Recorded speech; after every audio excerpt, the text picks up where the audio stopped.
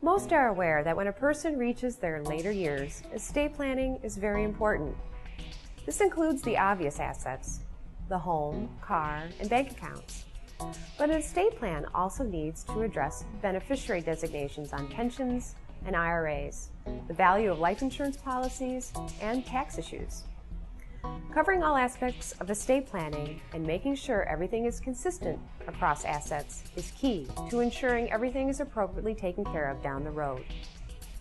To help you better understand the benefits of estate planning in advance, we're going to show you a basic common scenario used across our series of elder mediation videos.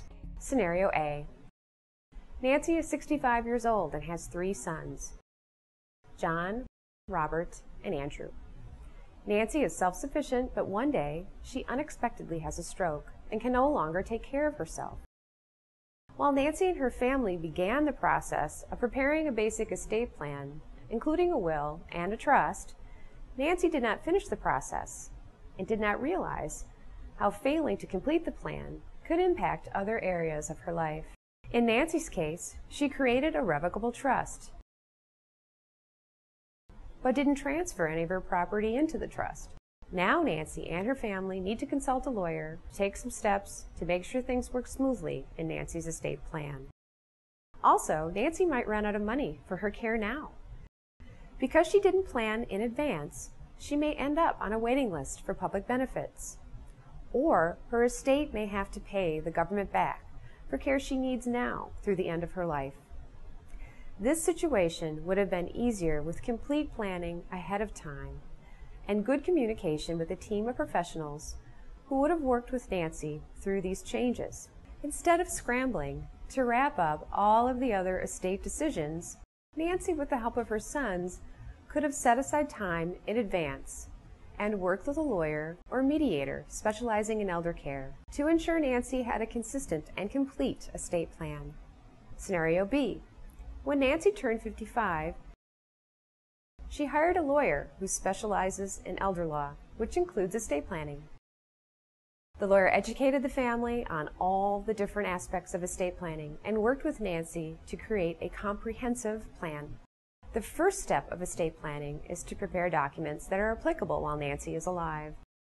These are powers of attorney for finances and for health care, which are legal documents that appoint people to make the appropriate decisions for Nancy when she can't make them herself. These documents are only effective while Nancy is still alive. They have no effect after death. For the healthcare power of attorney, Nancy and her lawyer discussed advance directives. Advance directives can include a living will, which informs doctors about the use of life-sustaining treatment in an end-of-life situation. Advance directives can also encompass desires regarding burial and/or cremation. All of these documents provide a plan of action for the family that clearly follows Nancy's wishes.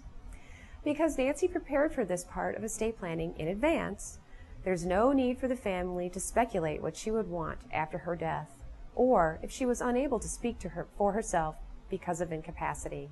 The next step of estate planning is identifying the type of assets Nancy has and what she wants to see happen to her assets after death.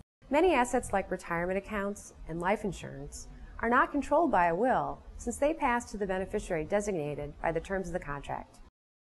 Nancy must determine what beneficiary designations are in effect and if they are consistent across her overall plan. Assets like personal property and real estate, which do not pass by beneficiary designation, are usually passed on by a will. It is imperative that Nancy makes sure that assets passed by beneficiary designation are consistent with the provisions in the will. Oftentimes, people may assume the designations in a will override beneficiary designations, but this isn't always the case. To make sure assets are appropriately designated, Nancy should review the original beneficiaries and make the necessary updates so the estate plan is consistent. Another item that must be considered is what happens if a primary heir passes away. Any good plan will have contingent beneficiaries, which are often grandchildren, siblings, other friends or relatives, and/or charities. Contingent beneficiaries are important for both the will and property not passed by a will.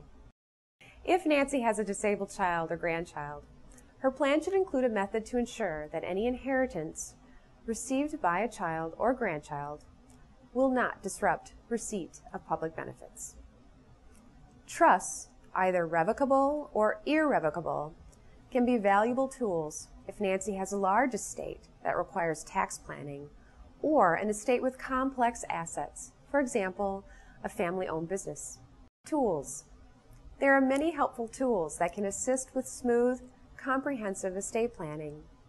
These tools can also be used if you are in Scenario A and trying to address estate planning after unplanned incident occurs. One of the best options is to consult a lawyer specializing in elder care or estate planning, along with a financial planner to help with income decisions. Another useful tool is to create a file where you can secure all the necessary documents for your estate plan. But most importantly, you should monitor and update all of your assets to ensure the beneficiary and plan of action match your overall estate plan. This will ensure your wishes are carried out. Covering all aspects of an estate plan is vitally important, especially if you're scrambling to get everything done. Doing this before any major changes happen or a crisis occurs is even more important. The further in advance you plan, the less stress and tension your family will have in the future. Comprehensive estate planning is very important so that after death, a plan is in place to ensure the client's wishes are met, to avoid a lengthy court probate to sort everything out in case of conflict, and to prevent unintended negative consequences for heirs. For example, tax problems and/or loss of public benefits. Thanks for watching this section on our Elder Care and Mediation video series. Learn more by watching our other topics.